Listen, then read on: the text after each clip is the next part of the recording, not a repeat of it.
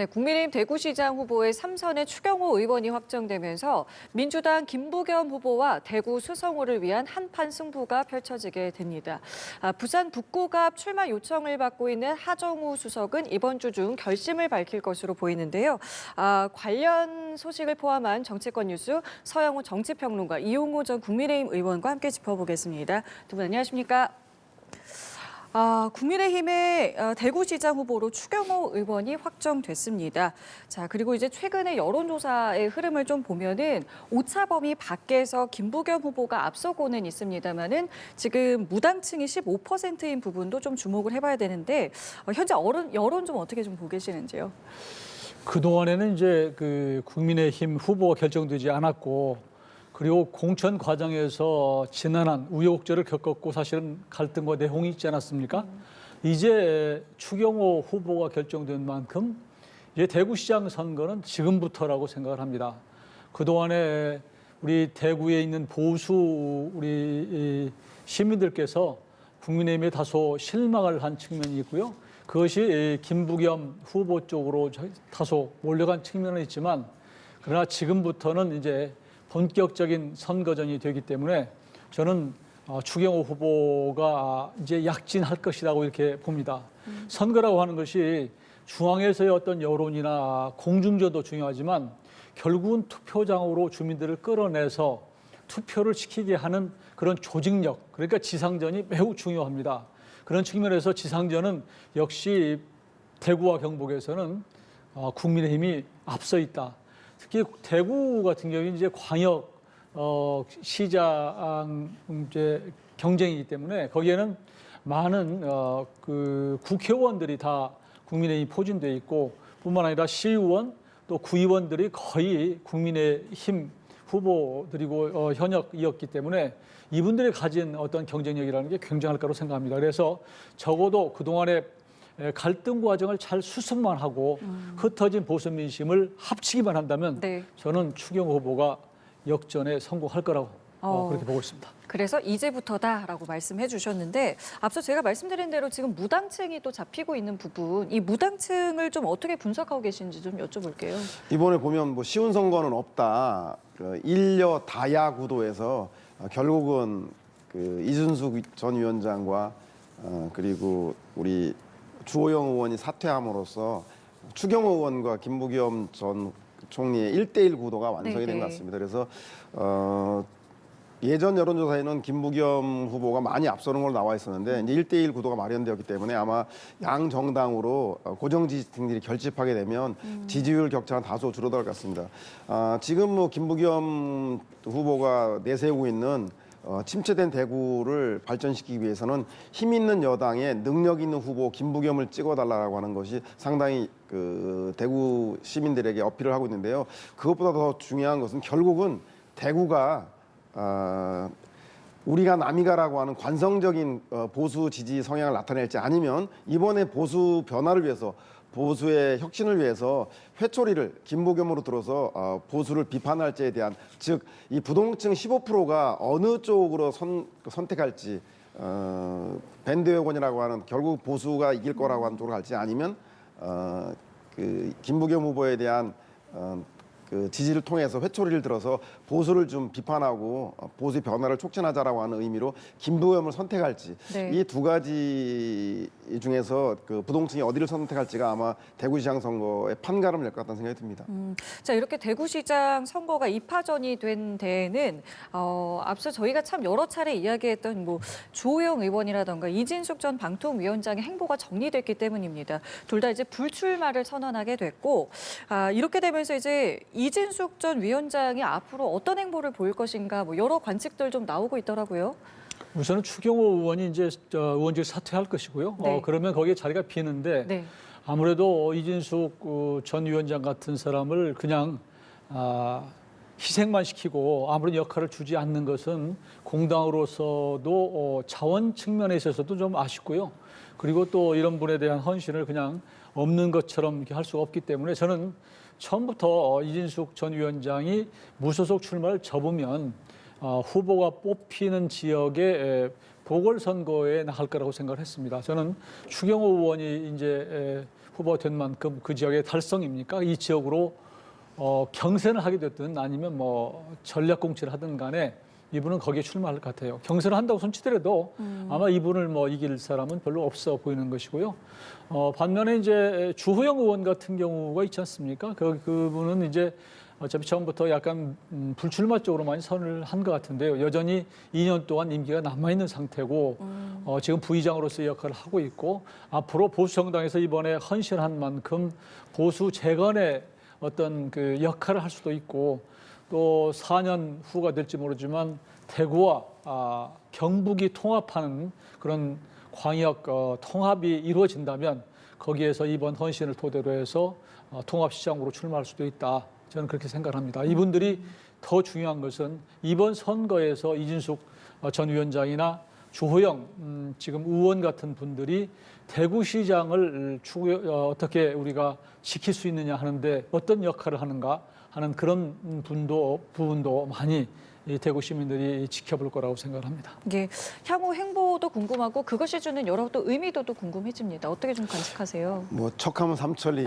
뚝하면 호박 떨어진 소리라고 네. 이준숙 전 위원장이 그 추경호 의원의 지역구인 달성에 보궐선거가 이루어지기 때문에 거기에 뭐 150% 출마한다고 확신을 하고요. 이준숙 전 위원장은 얻을 걸 다 얻은 것 같아요. 이제 보궐선거 출마하면 배지도 얻고 또 대구의 보수의 상징성, 대구 시민들의 여론조사도 1위가 나왔었기 때문에 그 상징성 이 두 마리 토끼를 다 잡게 되는데 결국은 달성 시민들 그리고 대구 시민들은 도대체 이진숙을 통해서 무엇을 얻을 것인가에 대한 고민이 많을 것 같아요. 그냥 가만히 놔둬도 되는 선거인데 굳이 강경 보수인 이진숙 전 위원장을 그래서 저는 아마 투표율이 달성군이 재보선의 투표율이 매우 낮을 것이고 지지율 또한 득표율 또한 대단히 낮게 나타날 거가 보이기 때문에 네. 이준숙 전 위원장이 이 문제에 대해서 특히 이준석 위원장과 더불어서 국민의힘 지도부가 달성의 낮은 지지율과 그리고 낮은 득표율이 예상되는 이 문제가 시사하는 민심이 무엇인지에서 깊이 있게 통찰해야 한다는 생각이 듭니다. 알겠습니다. 자, 그럼 민주당 김부겸 후보의 움직임도 볼까요? 선거사무소 개소식이 있었습니다. 본격적인 이제 본선 레이스도 시작을 했는데요. 김 후보의 발언도 함께 들어보시죠. 우리 이재명 대통령도 공약하셨고 우리 정청래 대표도 아까 약속을 하셨습니다. 여기에다가 AI와 로봇을 포개면 정말로 인공지능 수도가 되면 디지털 산업화 중심도시 대구로 확 될 것 같은데 동의하십니까? 저 자리에 뭐 당 지도부는 물론이고요. 이 범여권 전현직 의원 한 60여 명이 이제 참석을 했습니다. 정말 뭐 전폭적인 힘을 지금 실어주고 있는 모습인데 이거 어떻게 보셨습니까? 이게 막 단체로 이렇게 가면 막 분위기가 막 오르고 그럽니까? 뭐 대구가 더 이상 사지, 뭐 험지가 아니라 예. 민주당의 전략 지역이라는 걸 보여주는 게 민주당 대표를 비롯해서 전현직 의원 60여 명이 대거 몰려가서 김부겸 그 후보의 승리를 지원하고 낙관하고 있는 것 같다는 생각이 듭니다. 다만 근데 지금 앵커께서 말씀하신 대로 민주당이 이렇게 새몰이를 해서 가는 것이 과연 도움이 될 것인가에 대해서 네. 다시 한번 고민해봐야 되는데요.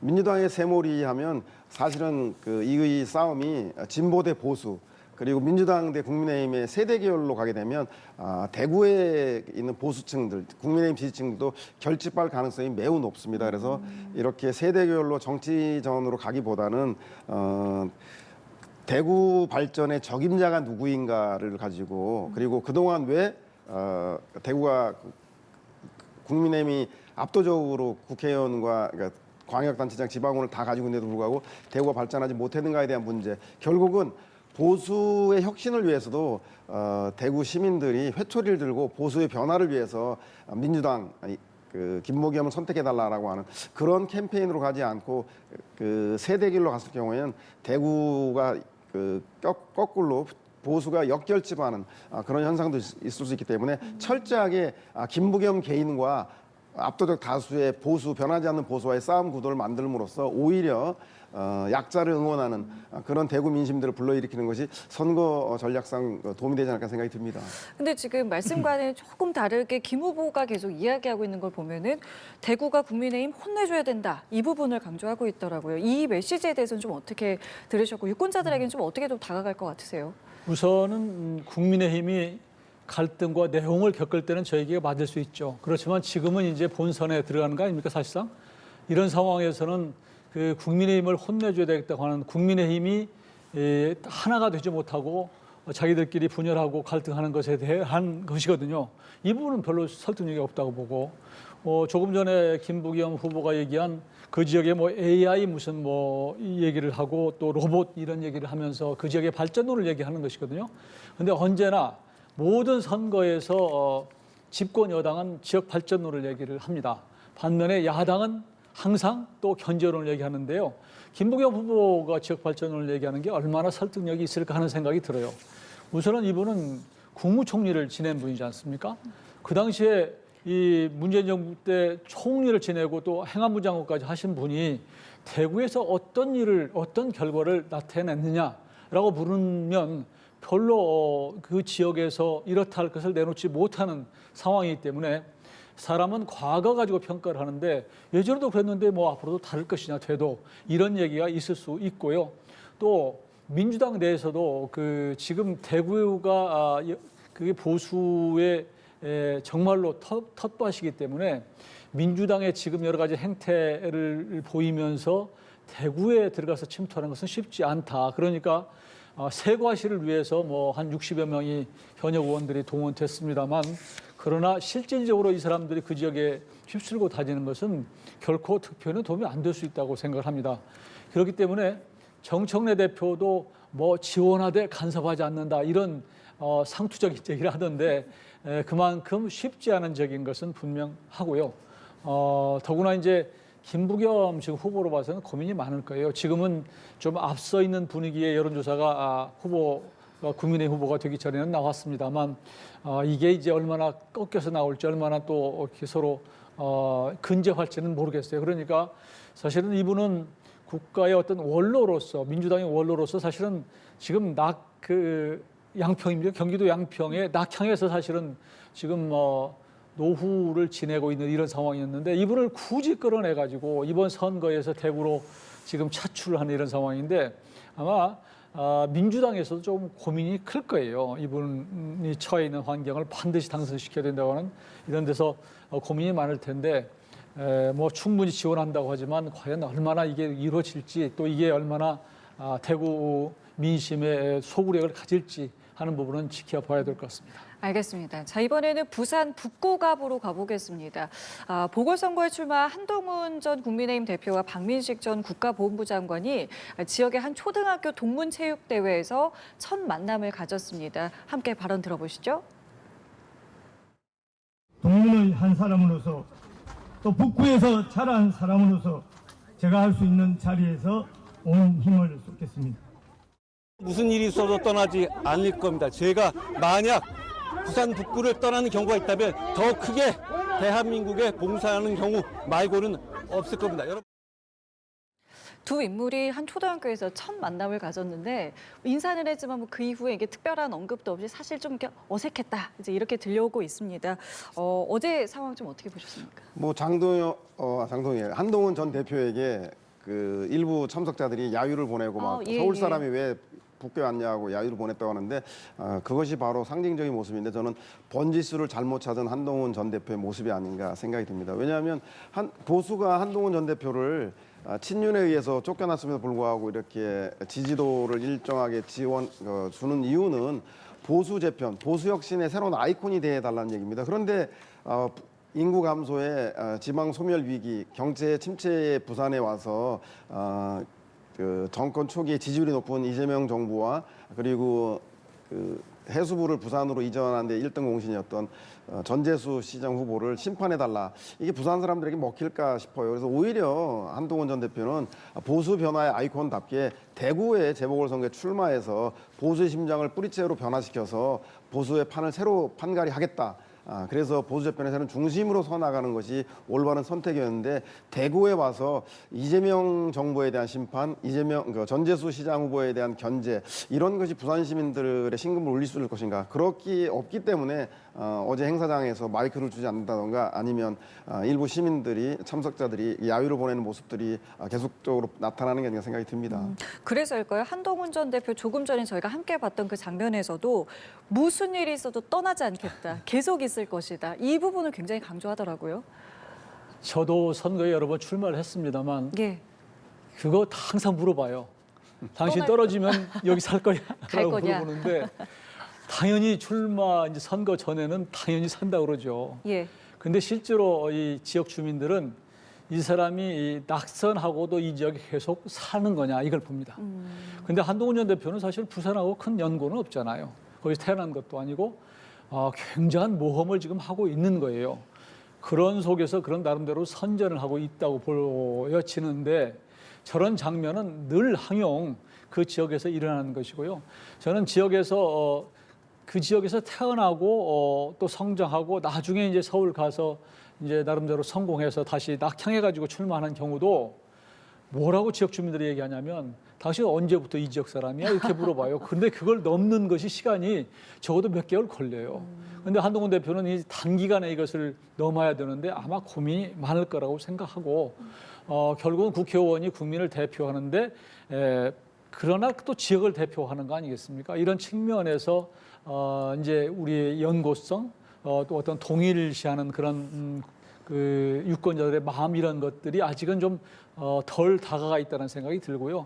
여전히 한동훈 전 대표는 뭐 나름대로 중앙 언론에서는 뭐 스타일지 모르지만 그 지역에 가보면 아직은 스타는 아니죠. 그냥 흥미 있는 그런 후보라고 생각이 될 것이고 이제 이런 선거 과정에서 원래 토박이었던 이제 박민식 후보 그리고 한동훈 전 대표의 경우는 전혀 다른 이제 입장이 있는 것인데 아마 박민식 전 장관 같은 경우가 이 지역을 떠나면서 제대로 이 지역에 잘 민심을 수습하고 떠났다면 저런 일이 안 생겼을 거예요. 근데 아마 보훈부 장관으로 떠나면서 그 지역을 제대로 관리를 못한 이런 섭섭함이 좀 남아있는 것 같은데 앞으로 이 부분은 한동훈 전 대표하고 두 사람이 어떻게 선거의 막바지까지 계속 출마를 할지 네. 혹시라도 또 뭐 그 단일화를 할지 이런 것들은 이제 계속 관심거리일 수 있는데 또 어떻게 또 우리 시민들이나 국민들이 또 어떻게 압박을 가할지 이런 것들은 관심거리라고 할 수 있겠습니다. 자, 그리고 또 하나 이제 관심은 이제 민주당에서 그렇다면 이 하정우 수석이 과연 나올 것이냐 이 부분입니다. 어제 지금 들리는 얘기로는 정청래 대표 만났고 뭐 이르면 이번 주에 이제 사직을 할 것이다 이런 관측들 나오고 있는데 뭐 출마로 가닥이 잡힌 걸까요? 그렇죠. 하지 GPT가 되돌아가기에는 너무 멀리 와버렸어요. 그래서 지금 뭐 안 나오면 한동훈 전 대표 무서워서 안 나온다라는 그 여론 때문에 그 북구 선거뿐만 아니라 전체 부산 지역 선거에도 도움이 안 될 거예요. 나가긴 나갈 것 같습니다. 나가되 제가 뭐 조언을 드린다면 대구의 김부겸 후보가 김부겸과 민주당이 좋아서라기보다 보수를 야단치기 위해서 보수에게 회초리를 대기 위해서 김부겸을 도구로 써달라고 하는 그 선거 전략을 쓰고 있듯이 아마 하정우 그 수석도 나가게 된다면 현재 살아있는 권력 이재명 정부의 하정우와 미래 권력 한동훈 이런 싸움 구도를 만들면 그건 한동훈 전 대표가 바라는 바이기 때문에 한동훈 전 대표가 정치 복귀 그리고 나아가서는 재보선 승리를 위해서 그 환영하는 구도일 겁니다. 그래서 김부겸 전 총리처럼 부산 발전을 위한 그 부산 사람 대 자기 정치를 위한 부산 출신 사람이 아닌 후보 이런 구도를 만들어서 해나가야지 아마 부산 내에서 부산 발전의 적임자가 누구인가 부산 사람인가 아닌가가 선거의 중요한 이슈가 돼서 하정우 수석에게도 도움이 되지 않을까 조언을 드리고 싶습니다. 하정우 수석이 나오게 된다면 이 구도가 진짜 어떻게 될지가 상당히 좀 관심인데 개인적으로 좀 어떻게 보고 계세요? 하 수석도 고민이 아주 많을 거예요. 나가서 반드시 된다는 보장이 있으면 과감히 치고 나갈 텐데 또 그런 자신이 없고 뭐 조금 전에 하 GPT라고 얘기했는데 요즘은 뭐 재미나이가 또 상당히 뜨는 분위기여서 어떻게 될지 모르잖아요. 그리고 또 이 여기가 지금 3파전 구도로 사실상 지금 치러지고 있는 상황에서 보수 쪽에 있는 박민식 후보나 아직 결정 안 됐습니다만 누가 될지 모르겠습니다만 국민의힘 후보와 한동훈 전 대표가 또 만일 그 단일화를 하는 상황이 생기면 굉장히 본인으로 봐서 힘드는 그런 구도가 될 수밖에 없는 그런 것이고요. 근데 참 이 딜레마인 것이 전재수 지금 의원이 떠난 자리에 본인이 정치의 뜻이 조금이라도 있었다면 과감하게 치고 나가서 전재수 어떤 후보의 조직을 넘겨받아서 스킨십을 충분히 해서 사실 조직력을 장악했어야 되는데 이게 없단 말이에요. 다만 이제 중앙에서 계속 이재명 대통령이 띄워 정청래 대표가 띄워서 지금 에디벌른 어떤 후보처럼 됐는데 과연 우리 지역 주민들이 나중에 부산 내려와서 봤을 때 하 후보가 내가 처음에 띄웠던 그런 봤던 그런 이미지의 후보가 아닐 수가 있기 때문에 그런 데서 어떤 그런 벽을 넘는데 굉장히 시간적으로는 촉박한 그런 상황이다. 라는 생각이 드는데요. 그러나 불행하게도 민주당의 후보가 지금 하정우 수석 외에는 없는 것처럼 보이기 때문에 저는 뭐 조만간 결단할 수밖에 없다. 하수석으로 봐서는 피할 길이 없다. 독배를 마셔야 되는 것이고 그리고 뭐 안 되면 또 뭐 이재명 정부인데 챙겨주지 않겠습니까?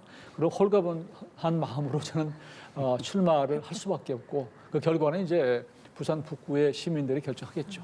또 하나 이제 민주당 후보가 궁금해지는 곳이 또 바로 평택을입니다. 이곳에 지금 조국 대표 선거 운동하고 있고 국민의힘에서도 유이동 전 의원이 이제 단수 공천이 됐는데 아직 여기 지금 누가 될지 좀 확실치가 않아요. 좀 어떻게 보고 계십니까? 민주당은 아마 선 출마 그리고 후 단일화를 추진할 수밖에 없을 거라는 그렇죠. 생각이 듭니다. 아마 조국 혁신당과 민주당이 지방선거에 합당을 추진했다가 합당이 무산되는 바람에 선거 전에 선거연대라든가 단일화 논의하기가 쉽지 않았을 겁니다. 그래서 전 지역의 집권 여당으로서 후보를 내겠다라는 게 민주당의 입장인 것 같고요. 그래서 아마 평택에도 민주당 후보를 낼 텐데 결국은 후보를 내더라도 범여권 범민주 진영인 그 조국 대표에게 상처를 주기보다는 아마 선의의 경쟁을 위해서 어떤 후보를 내게 된다면 그 사람 민주당 후보와 조국 후보와의 사이에서의 지지율에 따라서 아마 후보 단일화 논의가 이루어지고 그 지지율 높은 사람 쪽으로 그 단일화가 이루어지지 않을까라는 생각이 듭니다. 그래서 아마 민주당으로서 고심이 깊을 텐데 제가 볼 때는 그렇기 때문에 누구를 보내는 게 좋을까 고민이 많을 텐데 아마도 무임승차론으로 좀 당의 선당우사하는 게 필요하지 않겠냐고 하는 김용남 전 의원에 대해서 이번에 평택에서 사석으로 희생 플라이를 해준다라면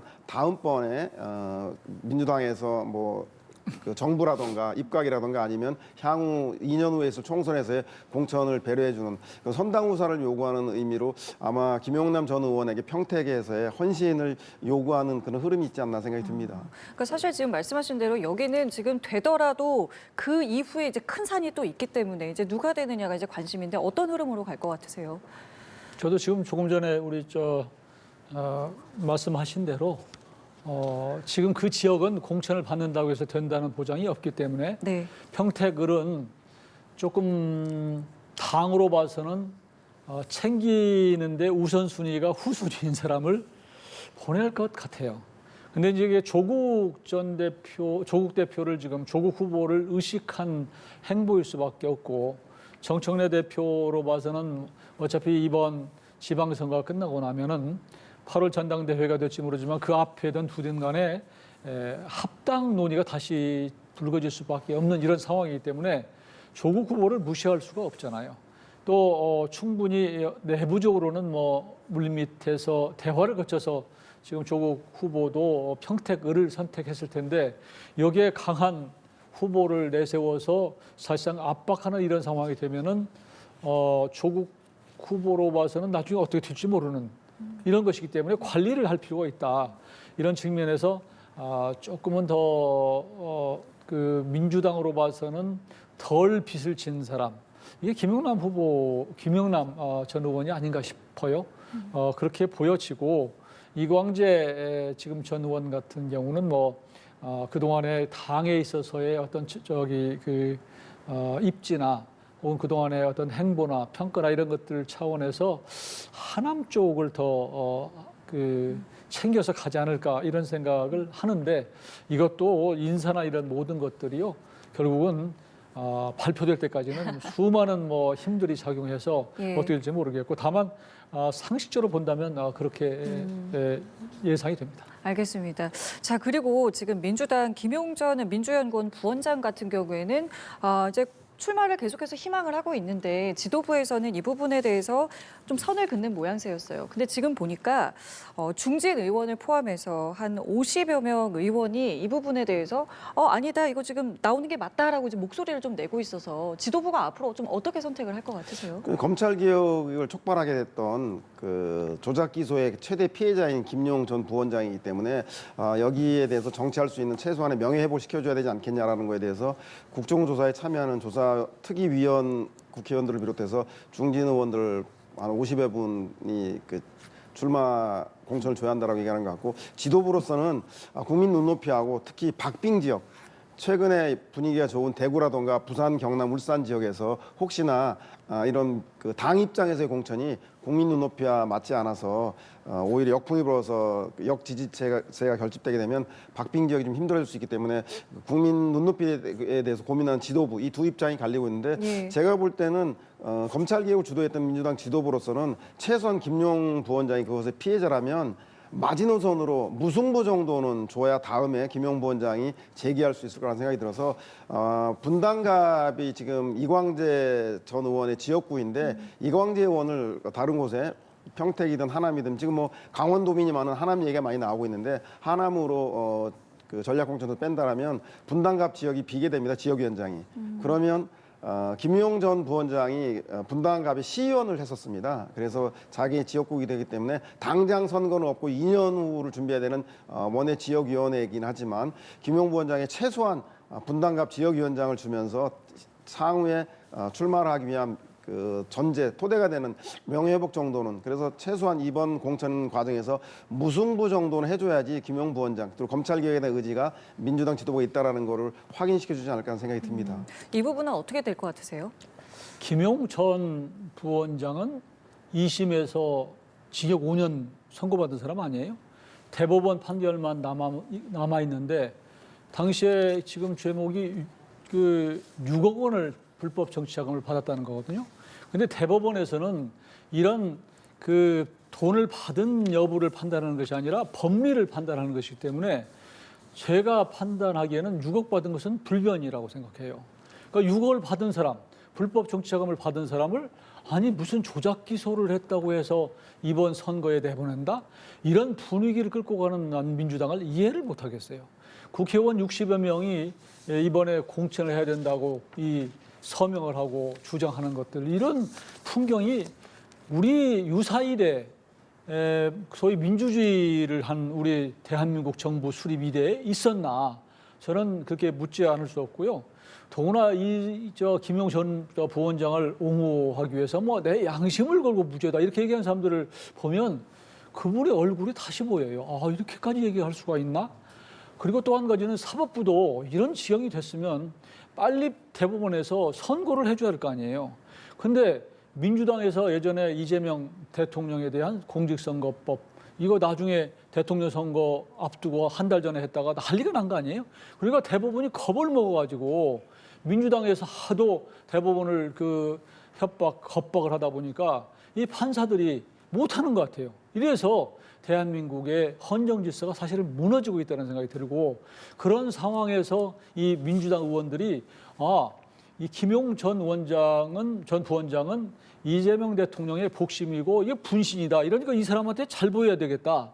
이러면 나도 한 자리 갈 수 있다. 이런 생각을 해서 그런지는 모르지만, 저런 광경은 정말 국민들이 볼 때 정말 이해가 안 되고 이해 안 되는 정도를 넘어서서 불쾌해요. 저는 그렇게 말씀드립니다. 알겠습니다. 오늘 두 분 말씀 여기까지 함께하겠습니다. 지금까지 서양호 정치평론가, 이용호 전 국민의힘 의원과 함께했습니다. 두 분 감사합니다.